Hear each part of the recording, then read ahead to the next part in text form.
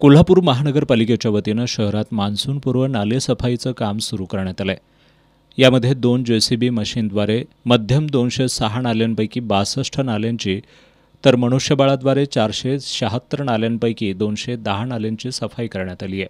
Poclain मशीनद्वारे आत्तापर्यंत 667 dumper गाळाचा उठाव करण्यात आला आहे। सावित्रीबाई फुले हॉस्पिटल ते महालक्ष्मी नगर, वर्षानगर ते मनोरा हॉटेल, सुतारवाडा, गाडी अड्डा ते लक्ष्मीपुरी, यादवनगर ते हुतात्मा पार्क या ठिकाणच्या मुख्य नाल्यांची सफाई पोकलेन मशीनद्वारे करण्यात येते आहे। 2 JCB मशीनद्वारे शहरातील मुक्त सैनिक वसाहत, कदमवाडी, कसबा बावडा, 100 फुटी रोड, बोंद्रेनगर, क्रांतिसिंह नाना पाटील नगर, कात्यायनी कॉम्प्लेक्स, राजारामपुरी पहिली गल्ली या ठिकाणच्या नाल्यांची सफाई करण्यात आली आहे। मनुष्यबळाद्वारे शहरातील 38 प्रभागांमधील चॅनलची स्वच्छता करण्यात आली आहे। आज सहाय्यक आयुक्त कृष्णा पाटील यांनी व्हीनस कॉर्नर, कल्याण ज्वेलर्सच्या पाठीमागील बाजूला चालू असलेल्या नालेसफाईच्या कामाची पाहणी केली। यावेळी त्यांनी नालेसफाईतून काढण्यात आलेल्या 80 डंपर गाळाचा उठाव लवकरात लवकर करण्याच्या सूचना कीटकनाशक अधिकारी स्वप्नील उल्पे यांना दिल्या।